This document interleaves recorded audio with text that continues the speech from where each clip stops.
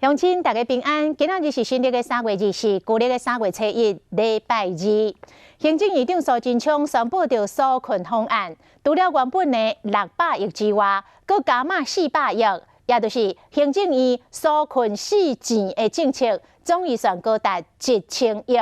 上主要有纳税延期、融资贷款、劳工薪水的补助，以及业者水电费减免等等。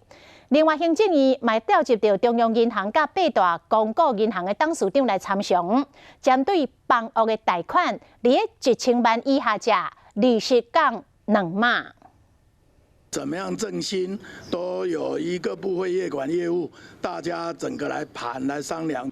为了疏解新型冠状病毒疫情，行政院搁再出招，调集各部会讨论，传出纾困预算。搁再加码400亿，做就到会慢缴税、融资贷款、薪资补助甲业者水电折扣，互纾困总金额达到1000亿。我们不能拿过去 SARS 500亿没用完这样子的经验来类比，说这600亿哦。但是实际上，怎么样真的有效的去带动民间的消费力？行政院纾困预算搁再加码，部会嘛减税。经济部有计115亿的类似采购预算。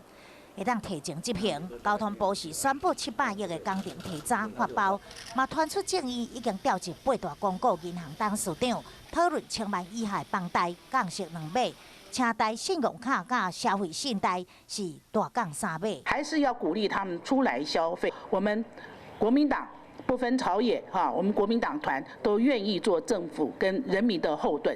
减轻贷款压力，搁再补助费用，维持类似消费。台股受到消息面的影响，开盘强势大起300点，收复10年线。早盘曾经逼近9400点。